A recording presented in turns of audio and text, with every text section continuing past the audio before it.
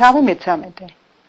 წავიდნენ აბრამი და მისი ცოლი ეგვიპტიდან მთელი ქონებითა და ლოტით ურთმეგებისკენ. ძალზე მდიდარი იყო აბრამი ჯოგითა და ოქროვერცხლით.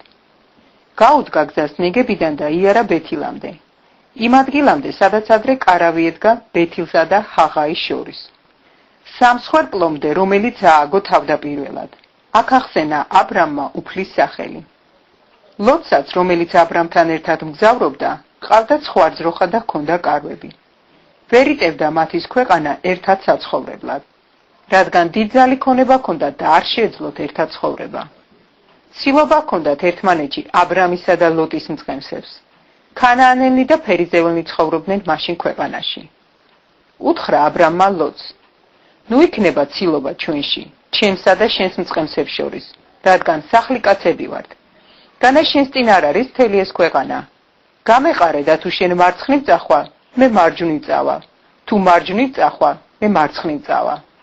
გაიხედა ლოტმა და დაინახა, რომ იორდანეს მთელი მხარე ცოღარამდე ირწყვებოდა. ასე იყო, ვიდრე უფალი არ გაანადგურებდა სოდომსა და გომორს, როგორც ბაღი უფლისა, როგორც ეგვიპტელთა ქვეყანა. აირჩია ლოტმა იორდანეს მთელი მხარე. დაიძრა ლოტი აღმოსავლეთისკენ და გაეყარნენ ერთმანეთს. აბრამი დამკვიდრდა ქანაანის ქვეყანაში, ხოლო ლოტი დამკვიდრდა იმ მხარის ქალაქებში და სოდომამდე დასცა კარვები. ბოროტნი იყვნენ სოდომელნი და დიდად ცოდავდნენ უფალს. უთხრა უფალმა აბრამს მას შემდეგ, რაც ლოტი გაეყარა: აახილე თვალი და გაიხედე ამ ადგილიდან, სადაც შენ დგახარ, ჩრდილოეთისკენ, სამხრეთისკენ, აღმოსავლეთისკენ და დასავლეთისკენ. მთელი ეს ქვეყანა, რასაც ხედავ, შენთვისა და შენი მოდგმისათვის მომიცია სამარადისოდ. ქვიშასავით ურიცხვს გავხდი შენ შთამომავლობას. თუ ვინმე შეძლებს ქვიშის დათვლას, შენი შთამომავლობაც დაითვლება. ადექი და კიდით კიდემდე მოიარე ეს ქვეყანა, რადგანაც შენთვის მომიცია იგი.